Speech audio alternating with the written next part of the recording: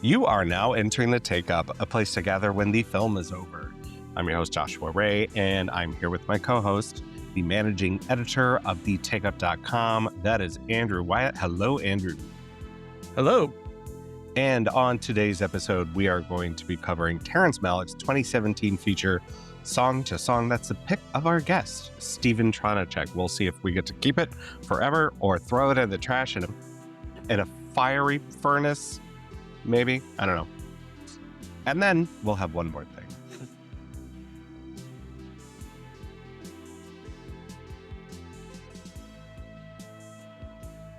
All right. Here's my story. I couldn't sleep last night, and I knew, we're recording this later, and I knew that I had to watch this. Why the fuck did I get up at 4 a.m. and watch Song to Song until pretty much 6:30? It's the best time to watch this movie. It kind of is the best time. It kind of only is the only time. Anyway, well, that's the pick of Stephen Tronicek. Stephen, you've been on before, but welcome back. Oh, I'm happy to be back here. And I'm happy to make you all indulge me in watching late Malick movies. Well, that's going to be a topic of conversation, I'm very sure. Stephen is an old friend of ours, a filmmaker, animator, and a critic, has contributed to the Take Up before, but this is your first proper podcast, full-length episode, and you decided to pick this. I did. And the reason why is because I know that you and I, Joshua, were like the two people that I knew that would plug for this movie. I was like, actually. The thing I have to say is that in 2017, or it was probably 2018 by the time I saw it, I really loved this movie. But here's the thing about late Malick is you're bringing whatever baggage to the thing. And if you're irritated at 4 a.m. in the morning because you can't sleep, maybe people twirling is not going to be your thing. So Well, we'll see. That's just wrong. We'll see. So first at the top, I want to get into everything Malick. Not that this will be our only opportunity, but it's really truly the first time we've talked about him, and he's such a beacon for cinephiles. What's your relationship to Malick? So my relationship to Malick is that whenever I was first starting to watch films, I got really into him because I'd seen Tree of Life. Well, actually, in a piece that I wrote about the for the best of films 21st century so far in 2020. Oh yeah, for us, for Take Up, Cinema St. Louis, I was writing about how I was the age of the kids in Tree of Life whenever Tree of Life came out, and how I was introduced to it as the movie my grandmother really hated. Wait, back up. Yeah. Why did your grandma see this? Well, it was nominated for Best Picture. Okay, sure. Yeah, she would go see them, and she's just like, I can't understand why we were in fucking space for a while. Do you guys remember like theaters having to post signage saying Tree of Life is an experimental art film? It's starring Brad Pitt. Really? Yes, they had one up at the Tivoli. I remember it. And because people were asking for their money back after seeing it, because they're going to see a new Brad Pitt movie. Things are very different now. Are they? I think people would be more adventurous. Yeah. Probably wouldn't make as much money. Anyway, so Tree of Life happens, and so you were introduced to the beginning of late Malick, as we're calling it, right? And then I really started watching like all of his movies, and I saw Badlands, Days of Heaven, which is now my favorite of his, and just probably the best movie ever made. And Days of Heaven? Yeah, Days of Heaven. And then I watched Thin Red Line. I really got into the New World. Still love that movie. I was whenever I started making films, whenever I started writing about films, late Malick and just Malick in general, the form of it was hugely influential on me, and just the emotional kind of slipstream of it was hugely influential on me. And I'm always happy to return to those movies because the reality is that like you see so many people try to copy him, so many people try to do this sort of thing, and the meter is just wrong, and they don't know what they're doing. That is such a And great way to put it. The meter is just wrong, right? Yeah. there's a reason why It's it takes him, like, 7 years to edit these movies right. because it's like, even a film that I particularly liked, Train Dreams, is, like, obviously just not really figuring out how to do exactly what this is, yeah. But, yeah, no, he's just always been with me. Malik has always been with me. Yeah. Uh, what about you, Andrew? I think I know what the ultimate Andrew pick is for Malik. Maybe we should table that discussion, Mm, but I think I know Sure. what it is. very I think We I can know do interesting. what a it like a is. Malik Mount Rushmore at the end if we Sure, sure, want. sure, Okay. sure. Okay. So where did you Um, come in? I'm dating all of us, and I'm going to predict that you came in Thin Red Line era. no, I saw Badlands in college, Mm. I wanna So say. after that, yeah. Well, I'm not trying to carbon date you No, here. Sorry. before that, before Thin Red Line. I didn't really know much about it other than it was a Sissy Spacek film at the time and well regarded, and I was a Spacek fan of Spacek as an actress at the time, so that's why I recall watching it. Maybe, like, in a double feature with Coal Miner's Daughter, That's hot. I think? I love Yeah. that. That's a good one. But the first film I saw of his I saw theatrically, yeah, was probably Thin Red Line, and I've seen everything theatrically since then and gone back to Days of Heaven as well. Um, so yeah, I'm a huge fan. I is that controversial for us to say that on the Take Up podcast that we I are in the can for Terrence Malick? Well, speak for yourselves. Oh, No, okay. no, no. Nah. I'm kidding. It's kind of impossible to not have a few Maliks that you like. But now at Yeah. this point, there are different Terrence Maliks, right? Oh, And, yeah. and yet, put them side by side, and you know that that's a Terrence Malick. And it's become the kind of like, to Stephen, your point, it's become a kind of shorthand, and you know exactly what comes with that, a very like discursive feeling filmmaking, something that has a great kind of emotional sweep to it. You're looking at poetic narration, typically, pretty much always, yeah. And a kind of in tune with the natural world, or the natural world against man-made world butting up against each other. And I guess, the ultimate image is like a hand grazing over wheat, right? I When you think of maybe. Malik, don't you think of a hand grazing over No, I wheat? think a gladiator when I think of a hand grazing over wheat. Okay, you know what? That's really fair. Maybe that's Ridley Scott trying to do Malik at that point. Um, Um, It's I'd easy say I would say just it's those easy wide to vistas. Those wide vistas are him. that's true. That's true. That's true. But my relationship, I came in, I definitely seen one or two of his films before, maybe, but I came in at the New World, and the New World blew my brain, and it caused very emotional breakdowns. The couple times that I watched it when it was new, and I've seen a couple of the other cuts, but it's one that I'm like, oh, I can't revisit that. I just can't do it. It's just gonna hurt so bad. Like, I've only seen Tree of Life once in the theater, Mm. despite owning, two different Blu-ray copies, and like always having it. I don't know. That's some painful stuff right there. Anyway, I have seen Song to Song twice now. Mhm. Stephen, as our guest, you get the privilege of setting up what Song to Song is, if you can. Yes, okay, I can set that up pretty easily. So Song to Song is a 2017 Terrence Malick movie about a few people in the Austin music scene who are sort of drifting through their lives and engaging in relationships with each other and disengaging in relationships with each Hmm. other.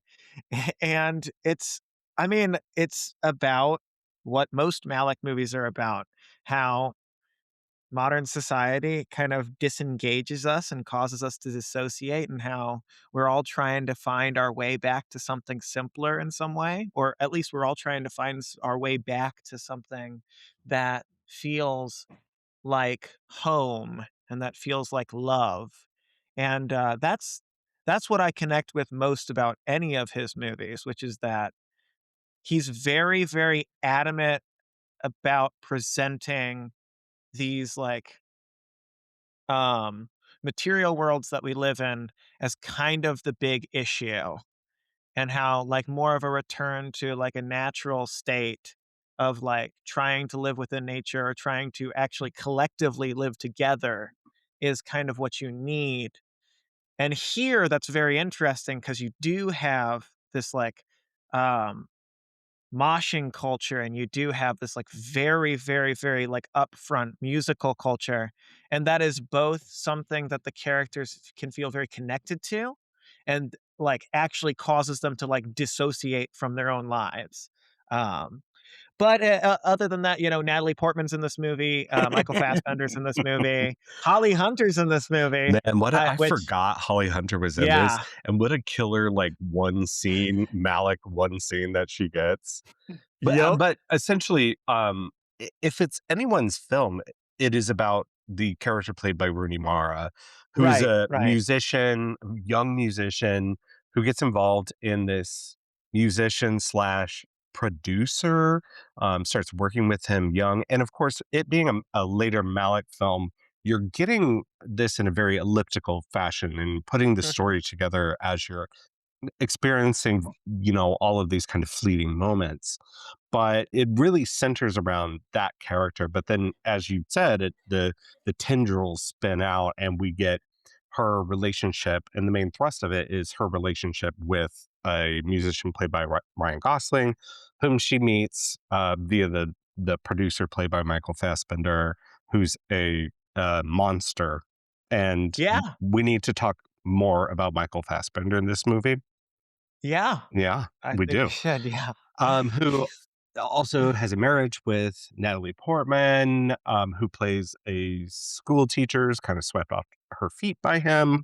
And then, of course, you get a lot of satellite characters, like Holly Hunter, who plays Natalie Portman's mother, and a, a host of musical guests, Mhm. including what? Okay, Andrew, who all did you clock in this one? Other than Patty Smith, I mean, Patty Smith gets more screen time and has more dialogue than Holly Hunter does. I think she does, yeah. She does. So we've got Um, Alan Paloma Iggy of Neon Iggy Pop. Indian. Iggy Pop has a great scene. Luckily, I've never been able to say her name. She's a Swedish pop star who I've loved since, prime indie sleaze era.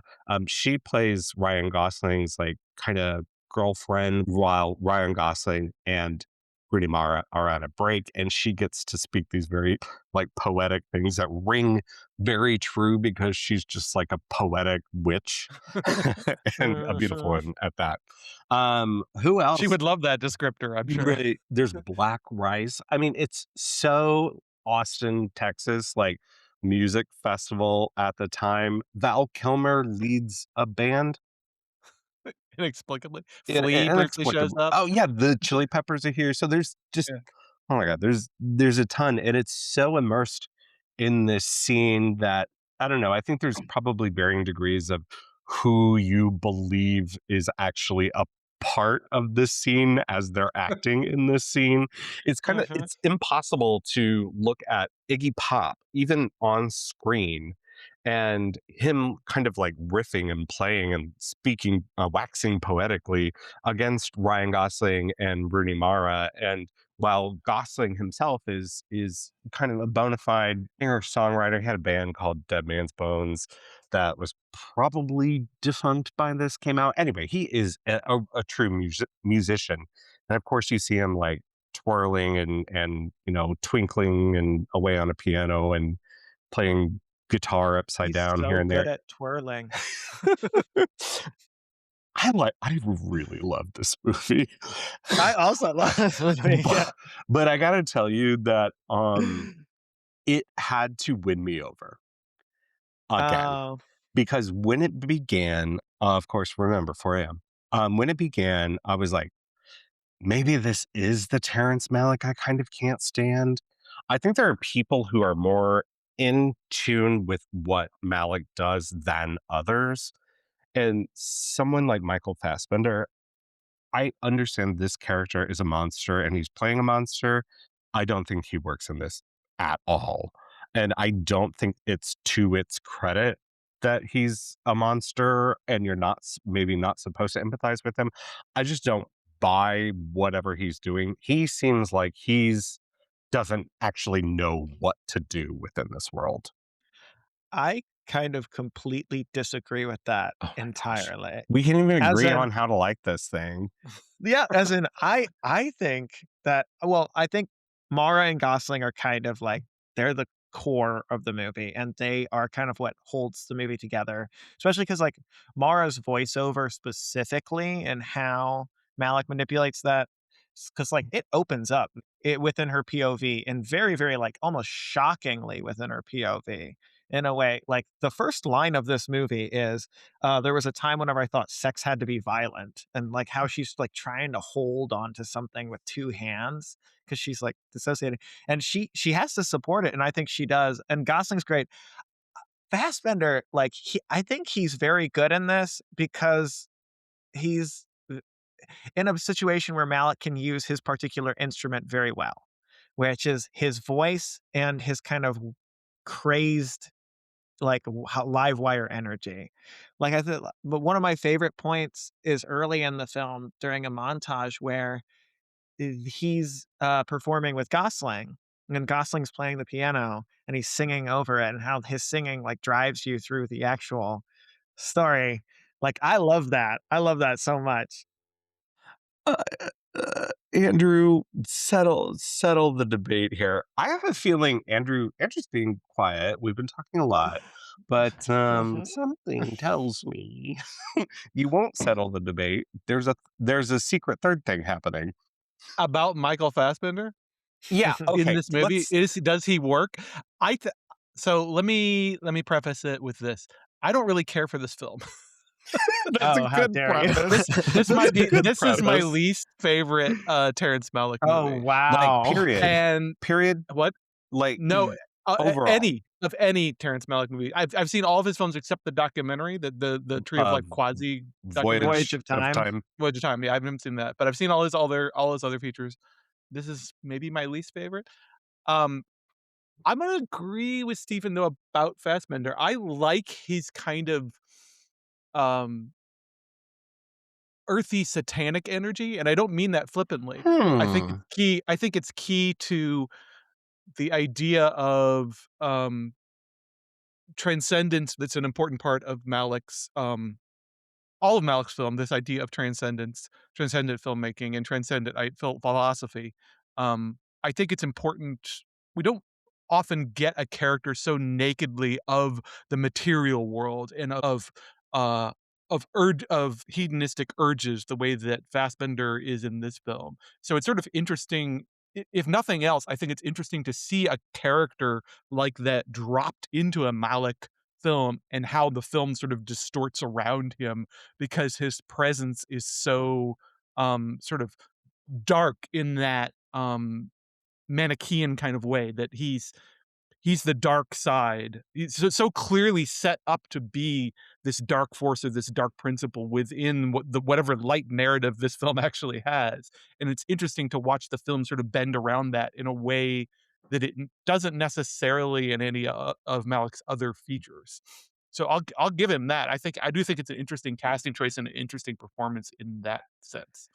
I will kind of jump on top of that and saying that like I think specifically it's that opening party scene with him and Gosling where they're walking around the party and you can tell that he's like going up to everybody and he's speaking with them and he's just like there is a magnetism to him where he just like draws, and I like the idea. I like what you said about him warping the narrative and warping this world around him. I will completely say that the one portion of this movie that I think is underbaked, to say the least, is a lot of the stuff going on in the later Portman portion, where she let everything goes wrong. Specifically, I there are some things that Malik represents in his movies where I don't know what his understanding of the people or within those situations are. Specifically, there's something going on with sex workers in this movie where and around the Fassbender character, where I'm like, "This reads to me," but I'm not entirely sure either Fassbender or Malick is particularly locked into what they're trying to say about this or how they're trying to work around this. Um, yeah, and, Yeah, that part I kinda throws you off a little bit. Yeah. I just him crawling on the carpet when he's alone, I just don't see that person doing that. Oh, I I just love it. think there's kind of a one note to the performance, and Malik's working mode being so open-ended. Malik has this open-ended process where he's letting actors improvise within a scene, and I think there are just people who are more well equipped to do that, and I think Natalie Portman is playing such a complete character who seems so different from her, and that's not necessarily what I would praise, but that I look at that person, I understand exactly who that person is, and I just think that she works so much better when she just feels so much more natural in the world because that feels like a confident performance. And I'm not saying that the character is confident, it feels just lived in. Whereas Michael Fassbender feels like he's just doing things because he just feels like he needs to be doing things. Have you ever been around a Yeah. charismatic narcissist, Josh? Because that feels Yeah, a very it that's feels very kinda what true to it's how they like. behave. It I feels mean, very true to how they behave to me. I guess, sure. I just really kind of don't. I am very hung up on him, and maybe I maybe this is a larger discussion about me and Michael Maybe. Fassbender. It could be. But Yeah, I mean, on that note, I do actually wanna shift over kind of into specifically, like, the Gosling performance in contrast to that. yeah, let's go Because, there. like, that guy, because like, I think Gosling's great in this movie. I think Gosling really knows how to deal with the Malick thing, and Gosling obviously was so inspired, like, picking up the camera and shooting a portion of this movie too, that he goes and does Lost River, which, you wanna Right. do another episode on Lost River? I'm like the one Lost River guy over here You're at the the corner too. one. You're probably the one who's seen it. Well, okay. But, he, I think he's extremely adept to those working conditions, and that might just be because his energy is a lot softer on screen, or it also Yeah. might be because I think he's just a actor who can sell this, like, highly emotional space. Part of that's just giant eyes, part of that is Mm, just like yeah. Both he and Mara have a certain softness to their Mhm, performance style, not just here, but generally, that I think within this film, you can definitely buy them as a couple who probably would be good together if they could just figure their shit out and mhm, actually connect. They have this sort of similar softness that I think works well together in terms of chemistry on screen. And so you are kind of, and as much as Malik doesn't really play with traditional melodramatic forms, one thing I liked about this film was I am rooting for them, like throughout this movie to figure their shit out and get back together where they belong together. Their chemistry is good together, and their performance styles as actors, I think, suit each other well. So it helps me buy the centrality of that romantic relationship as an important part of the story. I think Mara has a kind of innate earnestness Mhm. and naivete to her, well, and She's especially very well suited to to the voiceover Malikian dialogue, I mhm. yeah, think. I yeah. think Yes. she's And like one of the best to ever do it. I'll give her credit for that. Mhm, I wanna say that the, dialogue here is very different from To the Wonder, Knight of Cups, and maybe even Tree of Life, that you're not getting those Steven, I'm sorry, but in okay. those films, you're getting very kind of like earthy, purpley prose, like very abstract narration. Whereas here, there's something a lot more grounded that feels like a stream of consciousness of the characters, or maybe even like in After Sun that we talked about a few weeks ago, Mm-hmm. how it feels like maybe this is the reminiscence of the occurrence. Yes. So like we're kind of experiencing a shared memory here. But the dialogue here, it doesn't strike me as kind of alienating in the way I can find To the Wonders dialogue specifically, or narration, a little too poetic. It's funny you say that because I think one of the things I love about To the Wonder is how much it feels like a romantic reminiscence in film form to Yeah, me. absolutely. No, Amazing. I think the form of these things I appreciate in to varying degrees because I'm, as a cinephile and a critic, I am very interested in time. And not only in the portrayal of time on screen and the compression or expansion of time, but in how you tell stories in time. And this one's so Mhm. interesting in that it feels really epic to me. And all it is like kind of a love quadrangle or something. Really, at its heart, it's a triangle. But um, in this one in particular, there's something about the musicianship and how that relates to Mhm. this kind of narrative arc, that I find so kind of, because there's something about being a musician, because as a musician, one of the things that is, whether this is a fallacy or not, is that you're supposed to open up your heart, right? And that's something that's, I feel, regarded different in other arts. Like music is supposed to come from within you.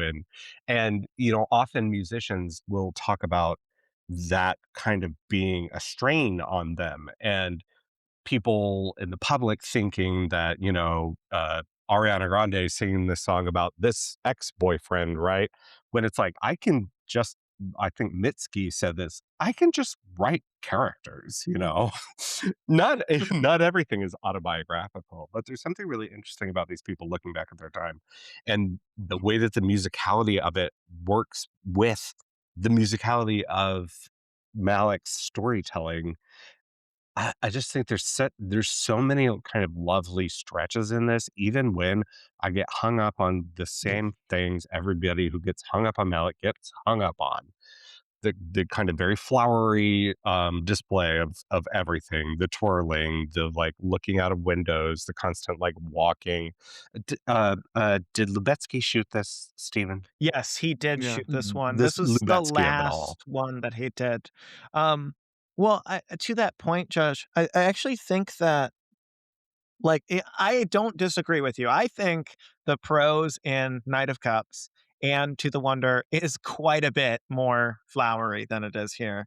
And I did want to bring up that idea that this the prose here is like it's kind of shockingly like specific to the characters compared to even something like Tree of Life, which is Mm, also pretty flowery in ways, but like for example, like I brought up that the first line is like how the Mara character relates to her own sexuality, or at least looks back at relating to her own sexuality for at a period of time, which is gonna contextualize the rest of it. And then the lines after that is her specifically like talking about how she was like drowning, how she couldn't come up for air and she couldn't like figure out how to be a human being. And which does kind of give you a sense of what's going to happen over the story, what everybody's going to be struggling with. But on top of that, there's some really good moments where he's contrasting his more, ethereal imagery with moments of the character's inner thoughts, like contradicting those in a mhm. way that I don't actually think he often does as No. much as he could. It often seems Like very kind even of a literal, like, parallels are yes, drawn, right? even Tree of Life and The New World and The Thin Red Line, which I think are better films than this, like, are very straightforward about how their associations happen oftentimes. But, like, here you're even gonna get something like Gosling and Mara running up that one rock wall with the big, pool, and she's describing the fact that, "Oh, I completely lied to this guy, and I had no clue how to tell him about this thing." And he's a letting there's a little bit of room for, like, character growth, or at least explain it, feeling through these ideas or these ruminations through those contrasts in a way that sometimes his movies just don't have, which I really appreciate here. Andrew, you haven't really gotten the opportunity to tell us what you hate about this. Okay. I will I say, don't okay, hate it. I I don't will hate it. say, no, you're allowed to hate it, but I will say that I did kind of knock it down a peg as compared to what was in my memory, just because Mhm, maybe I did catch on some of those things. mhm. Some of the very Malikian things kind of I'm like, all right, come on, next scene. But then I don't know. It just the way this flows, the way he's able to evoke such specific emotions, this it just really gets to me. And I will say that it does win me over in a way that I'm kind of resistant to. I don't like To the Wonder. I don't like To the Wonder. I don't like Knight of Cups. I do not like that. I sure. A Hidden Life, not a fan. If Something I may have a suggestion, this mhm. film is significantly less spiritual than some of those other movies. Oh, Or interesting. at least the actual, like, thesis of the filmmaking and the actual, and I'm not a particularly spiritual person, but this film is I feel like this film is specifically less spiritual and even engages with the spiritual in a way that's a little bit more removed, specifically through the Portman character. There's like that period that's very interesting where she's going to church, and it very much contrasts how she lives her life and how her inner life operates Mhm. versus how she's going to church. Um, Did you I and need just more information. psychoanalyze us? I need more information about the dog blessing ceremony that's happening in that movie. Okay, but but I Andrew mean to say yeah. that he's not really hand waving into religion in this movie. Let's put it that way. In a way that he sometimes can do in something like To the Wonder or Knight of Cups or even The Tree of Life, which is very good. But like, Yeah, he's you might have me and Andrew pegged on our I'm not opinions going here. to make any assumptions about that. Well, I think Steven's been stunning us. But what do But you think, yeah. Andrew? Like, why does this one kind of rank last for you? If you want to rank them. Yeah, I just think that there's a real lack of a thematic through line that I connect with here. I think the films what I would call the experimental phase of Malick, which is what lies between Tree of Life and Hidden Life, those 3 features or 3 narrative features that he doing during that phase, I think all of them are vibes films in a sense, and this Mhm, is the one where the vibes are maybe most off key for me. I do think he captures some things. One of the things I really like about Malick, one of the many things I like about Malick is that he's very good at um, capturing a feeling, even when it's something that's very far removed from his own experience. So here we have, like, I think at the time, he was a 70 something filmmaker, and he's making a movie that's really about being about 30-ish years old and Mhm. full of, young and full of passion and energy and dreams for the future and figuring yourself out and where you want to be in your life. And I think whatever my reservations about the film thematically or stylistically or musically. I do think he captures that energy of these characters at this particular time in their life really well for a filmmaker who's 40 years removed from that time of his own life. His style in this film does a good job of making putting us in that headspace. And if Faye, if Kate, if Rudy Mara's character is sort of the center of the film, he puts us in the head of a 30-ish year old woman who has dreams and wants love and wants to be loved in a very effective way through his style. So that's about the best thing I can say about it is that it works on that level for me. I we're just don't feel we're like it gels with me in terms of its vibe. I find the story. I don't necessarily need a story in every movie, but I feel like I need some kind of spine of story in a Malick film, and this one has sort of the messiest thematic and narrative through line for me. It has maybe not great music for a movie about the music industry. I don't find the music that compelling. Um, I Now don't that know. you say that, I what are some music cues in it?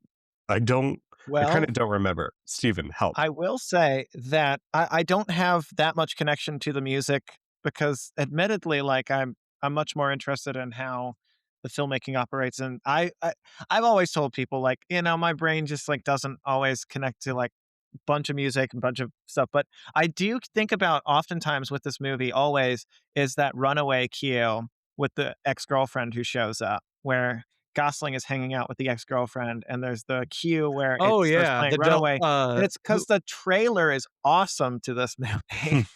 yeah, but there's 2 Del versions of it. Shannon. There's the original Del Mhm. Shannon, but isn't there a remix version as There's well? That's Gosling doing it as well, yeah. oh, okay. Where it's basically you get the Del Shannon version, and then later in the movie, you get Gosling performing it. Like, he almost lives through this period of time and then has to reflexively throw that out of himself, that new music, or that cover of the movie. I'll give you that. That's a cool touch. Mm.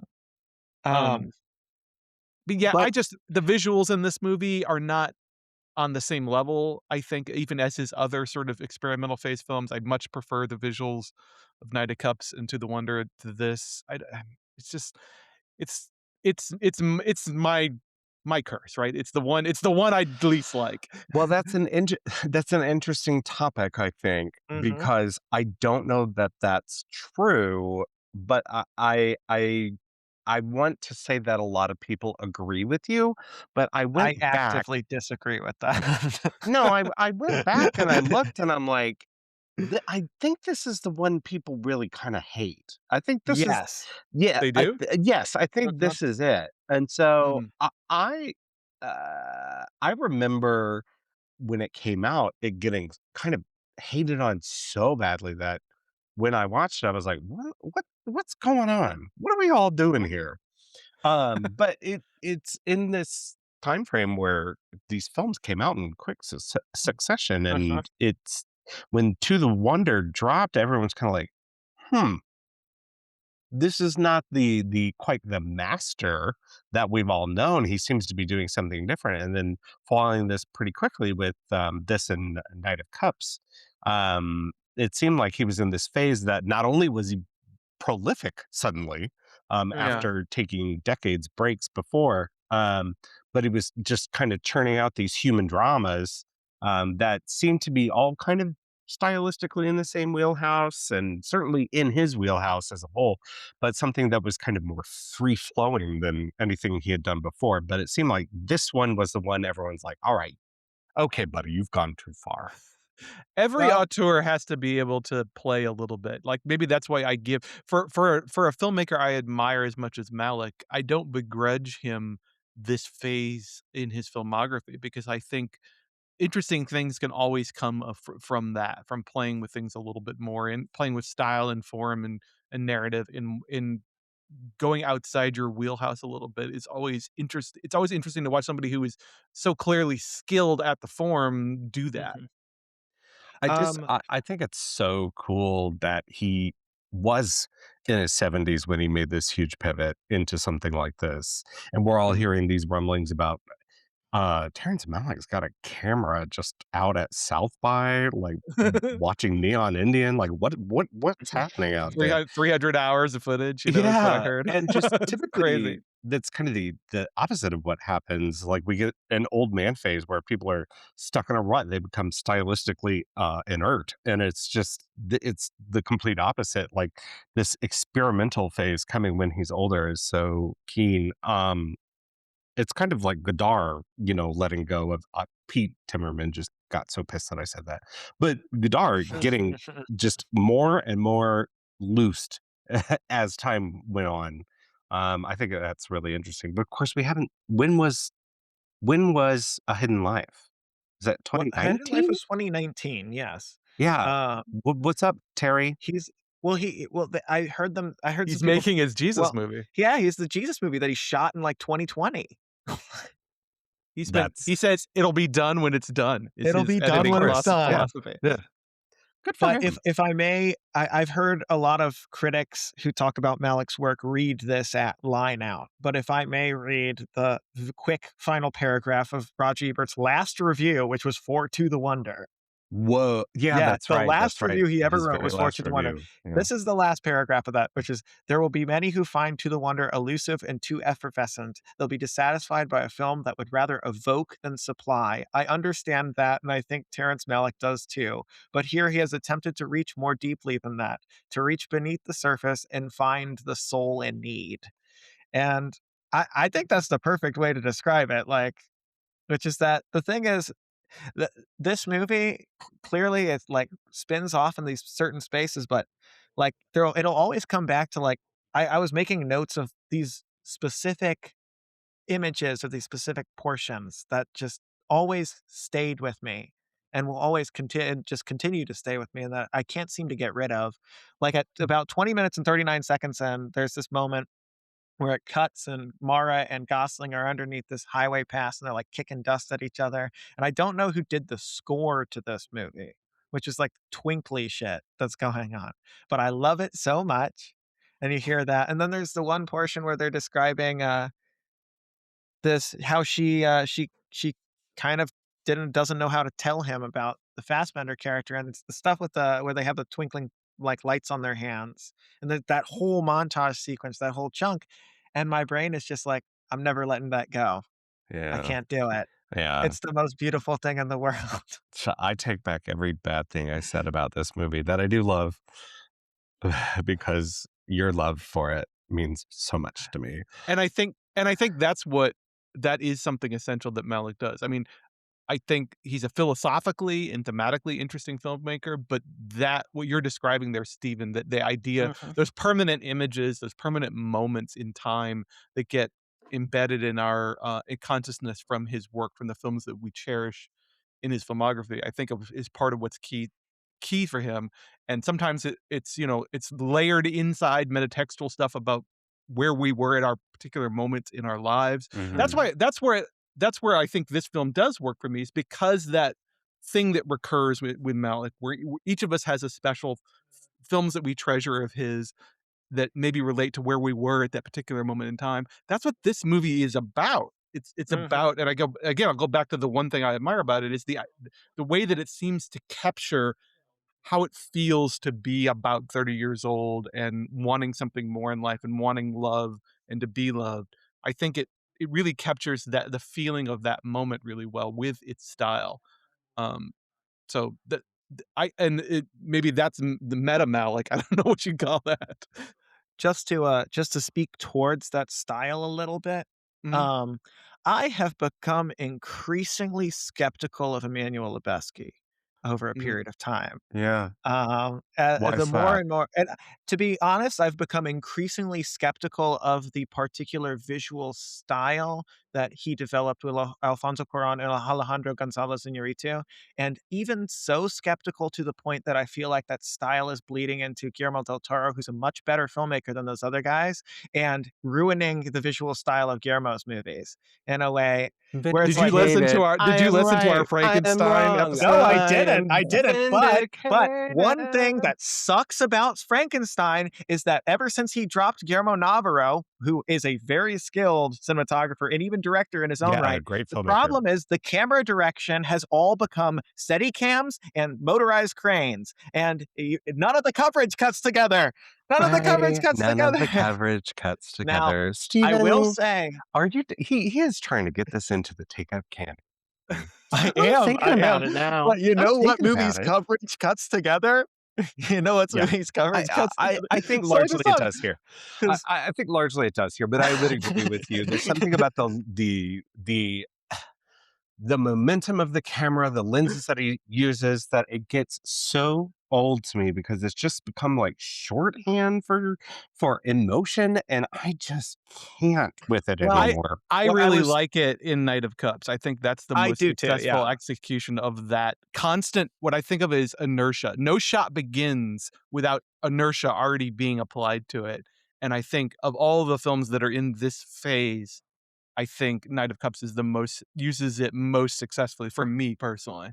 Well, and I suppose the note that I wanted to make to, like, bring up the Lubeski thing is I think Lubeski's work works better whenever you're actually cutting it rather than whenever you're trying to just, like, do a long take Yeah, with it that's such great insight that because you're cutting around it, yeah, or cutting he's into it. because what Malick is having him do is kind of similar capturing shots. I actually think Malick's compositional, like, formality, like, he does weird stuff with wide angle lenses, but he knows how to compose a shot in Yeah. a way that I think that Alejandro Gonzalez Iñárritu sometimes just forgets to compose a shot. Even But even while it's moving, I mean, right, and it right. seemingly has no motivation, but there is motivation in it. And There I'm thinking is. about the shot that you kind of referenced earlier with the two younger women who Michael Fassbender has something with, and there's just a Mhm. shot, and she's talking about herself, and she's just kind of a quarter turn away Oh, I from the love camera, that and little snippet. I it's love that. the framing is, or the center of the shot is really her shoulder. Uh-huh, But the way that she has her shoulders kind of very sexy, but also with a remove, and you can just kind uh-huh. of see the bottom of her face as she's talking. I think Yes. it's just such a good idea. It may be a little like fashiony, like of the fashion world, I mean to say. Um, and pretty, but I just love that as an idea and that it just flows into that and that you find it. I think you're right. Yeah. Andrew, the time has come for us to take a vote. I'm Okay. gonna Oh, we're guess. gonna vote if we add this to the take-up canon, Well, okay. you do not get a vote. Andrew and I, Stephen, Oh. Stephen, we love you. This is all about Terrence Malick's Song to Song. It's not a personal reflection of our feelings to you, but I'm gonna say that this one is not going to make it into the can. Oh, dear. But let's talk about if right now we were to throw one in, we're not going to. Uh-huh. Andrew, which one would you pick? And is it the Which Thin Red Line? which Malick film? Yeah, pick. That's hard. I think it's gonna be Thin Red Line, though. I was right. I Yeah. was Playing at the right. High Point Theater on April 8th on 35 millimeter. Oh, For wow. ooh, Yeah, that's exciting. Yeah, that's yeah. Um, enticing. for a few years, I watched Thin Red Line every year on Memorial Day. It was like my Memorial Day viewing. Um, but it has competition. I mean, I won't. It's not an easy choice. I really love New World. I really love Hidden Life. Man, it's a tough. I'm maybe not. I think maybe the surprising thing is I'm not as like on fire for Tree of Life as a lot of other critics are because its massive scope almost doesn't work for me sometimes. I Mm, love the film, but it's so big. It's trying so hard to be so big that it just doesn't work for me. Tree of Life is an interesting film for me specifically though because I watched it once right before my son was born and then once right after my son was born. It was a completely different mhm. experience. Very different things. But it's true. It's Thin Red Line. Yeah, I've seen that movie like 20 times. yeah. It's a I kinda it's a knew that masterpiece. because I knew you had that tradition. It comes up. Mhm. I don't know if you know this, Comes up but a lot. you talk about it a lot. Oh, yeah. Mine's a New Maybe the World. greatest war film ever made. I don't know. Yeah, I think I might vote for that. Mine's The New World. I'd agree. The Mine's New The New World. World. Yeah, that one just moves me in ways that Breaks my hardly heart any every other time. films do, and I don't care which cut we put in either. Mhm. I have little preferences, but, you could throw me chapters in there, you could throw me the theatrical in there, I don't care. As long as I'm getting Crunch Kilcher running through the woods with Colin Mhm. Farrell, we're good. God, If and I the may the mention, I went to see to the Music Box a few years ago to see it's the theatrical cut, but it was the cut before they made him cut it, like the yeah, 1 week theatrical cut. yeah. They had a 35 print of that movie, and it was Oh, one of the wow. best That's experiences of incredible. my life. Not just because I got to watch that movie, but because they had a 35 millimeter print of the Thin Red Line trailer before that movie. Oh, how cool is that? And the Thin Red Line trailer is the best trailer ever cut for a movie. Like, period. I agree. Well, okay, so, Did I go out and buy the album LP of Melanesian chanting after that's that movie came out? Yes, I did. that's too fucking much. You've gone too far. You've gone too I far. All right, Stephen, thank you so much for being on this episode and picking this film. I'm gonna go back and watch Knight of Cups too. That's queued up for me because I didn't like it at Knight of Cups first. is up there for me. I'm wondering how I'm gonna feel this time. But where can people find you in the interim? You can find me on my website, which is just www.myname.com, which is, you look at the title of the Yeah, episode, but this we'll put episode it to in the show find, notes. We'll yeah, put it put in it the in the show show notes. notes. Or you can, of course, my name is also my Instagram, where you'll find any work that I post about the quiet work often of just writing and animating and making movies, because at this point, I'm just loving getting to make all these little things that I make, so I'm having a good time. Yeah, that sounds great. All right. Follow along Living there. living the life. Yeah. All right. Every episode, we wrap up with one more thing that's something that we've been enjoying since our previous episode. I did finish all of The Boyfriend. Yes. I did immediately start watching season 2 after the last episode. Those of you who keep up, I just wanted to check in I'm so and glad. yeah, let you know that Hue, I'm leaving my husband for Hue. Anyway, Andrew, I think it's your turn to go first. What's one more thing you've been loving? Hmm, I don't have anything new in the last week. I haven't conjured up something new, so I'm gonna use today's film, Song to Song, to take us back to 2017 and cross-pollinate with the Oscars, which should be over by the time this episode comes out. Jessie Buckley looks like she's well positioned to kind of walk away with her sort of best actress Oscar that she's been working towards for about a decade now. I want to go back to 2017 to the film that I first noticed her in, which is a film called Beast. Mhm. I think it's kind of weirdly been a little bit forgotten, partly because the filmmaker Michael Pierce, which it was his debut film. I don't think he's done anything particularly impressive since then. But that was the movie that sort of made her, at least in like sort of indie international cinema circles, made a bunch of people sit up and take notice of who is this woman with the little dimples and the smirk and the eye twitch that she does. Um, so this is a great film that I don't think a ton of people have seen. So if you want to sort of go back and see vintage Jessie Buckley, also with a great performance by Johnny Flynn. Um, how to describe this film? It's a psychological thriller of sorts. Have you seen this film, Josh? You gotta think about Describe it, and then I'll tell you. it. Okay. It takes place on the Isle of Jersey, which is sort of an interesting setting, sort of in the Channel Islands of Great Britain, and Buckley plays this young woman. I think she's like mid to late 20s at the time. This one woman named Moll, who is just sort of completely alienated from her somewhat difficult family and all the stuff that they unburden on her. And you get the impression through a lot of sort of scene setting early in the film that she's sort of the dumping ground for a lot of the community as well. Like nobody really likes her. They think she's weird or odd in some way, and she puts up with a lot of stuff from her family and everybody around her.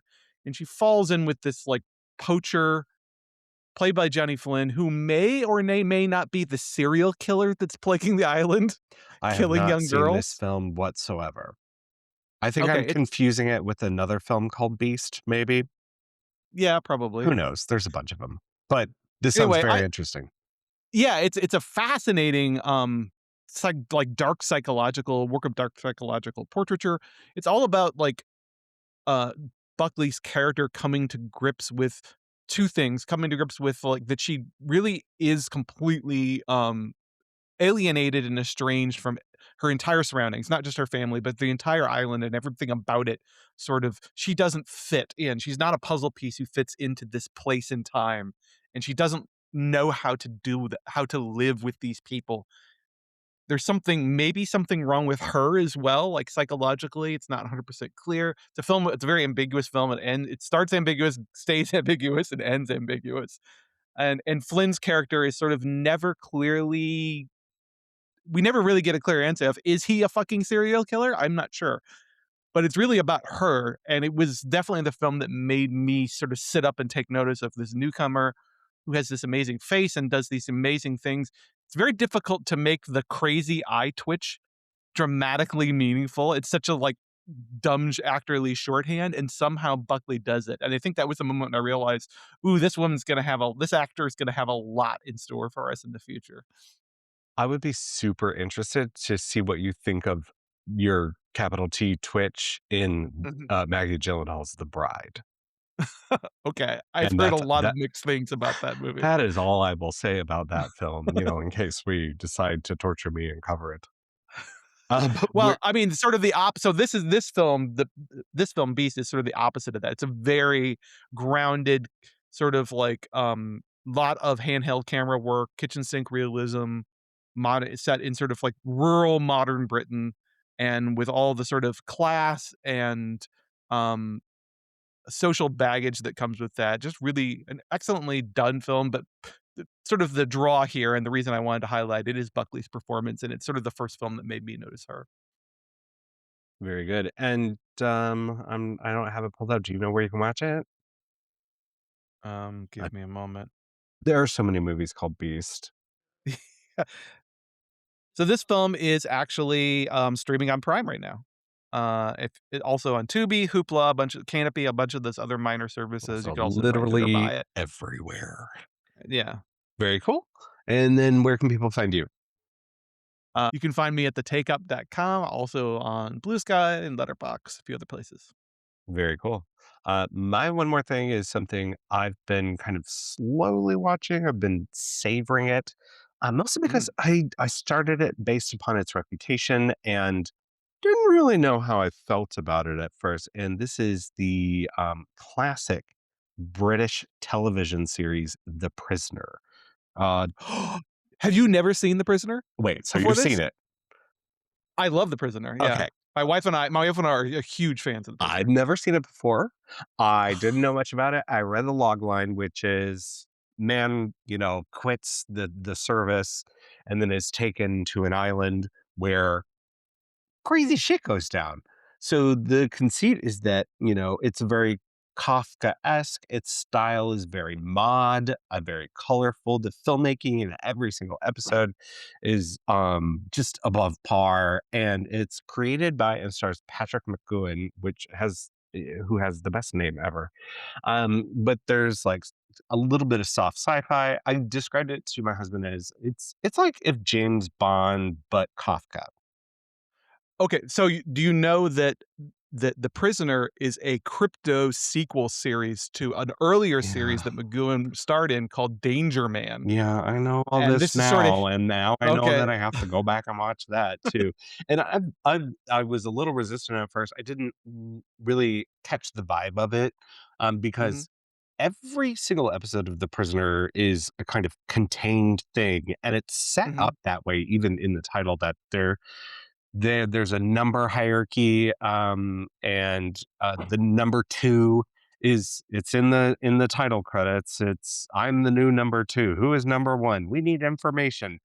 So mhm. new person, and each episode takes on a new kind of style or idea, and it's so interesting in that. I mean, there's an episode where he escapes, and I was like, "What is this show now that he's escaped?" Right, right. There's an episode I'm in the middle of the Western episode. There's an episode that's, like, a Shakespearean comedy. It is constantly reinventing what it is. There's 17 episodes. It's available on Amazon Prime to stream. If you're and again, I don't know how it ends, you certainly do, but if you're expecting You you are not prepared for how that is this that is show so ends. exciting to me because I'm not really prepared for any episode. Like every time I click it, I'm like, "Ugh, what are we doing now?" In the best way. In the best way. I'm having so much fun watching it. I'm kind of savoring it. I'm 12 episodes in. There are only 17. Um, It but is um, it is an incredible series whose it casts a long shadow. There's so yeah, much post-prisoner media, but particularly television, but pretty much every media that has been derived from it. I mean, Patrick McGowan is not somebody we typically think of him as an actor, not as an auteur, but Prisoner is 100% like him as an auteur doing something post Danger Man that that was sort of roiling inside of him that he wanted to do something bold and experimental And it on is British television, and it is that. it's still bold and experimental, and I Mm, can't I mean, I can draw comparisons, but everything I think of sort of pales in comparison. Lost is certainly a huge one. mhm. There's bits of any TV show that you're kind of thinking of that's sort of centered around a kind of mystery box idea I know definitely it owes was a an debt it to the prisoner. it does not seem like it genre or tone-wise, but it was a big influence on Bill Hader for Barry. It makes Um, sense. It all makes yeah. sense, yeah. But it's available on Amazon Prime. That's The Prisoner. There's also a newer version of it that the There was a thumbnail miniseries. I is don't confused, but when you click it, it is the right prisoner. I don't know, 1967. Yeah. And then you can find me at OK Josh Ray, Instagram, Letterboxd, reviews at the Take Up, KMOV, all that good stuff. Hey, next week we are still in festival fever time. We are going. Are we going to a concert? We are going to Surat, the bridge between heaven and hell. That's Olivia Lachey's. Oh God, very. It's a movie. It is a movie. I'm excited. You should be excited. You should be excited. I can't wait to talk about it because I want to talk about my reaction. It would be fun to kind of live stream our watch along with it because I would just stare at you the entire time to see how you would react to things. Anyway, I do this I do the same thing when I'm watching a movie that I've seen with somebody who hasn't. yeah, I yeah, don't watch the film, I just do this yeah. and stare at Right, them, right, right, right. stare a hole into the side of their temple waiting to see the reactions.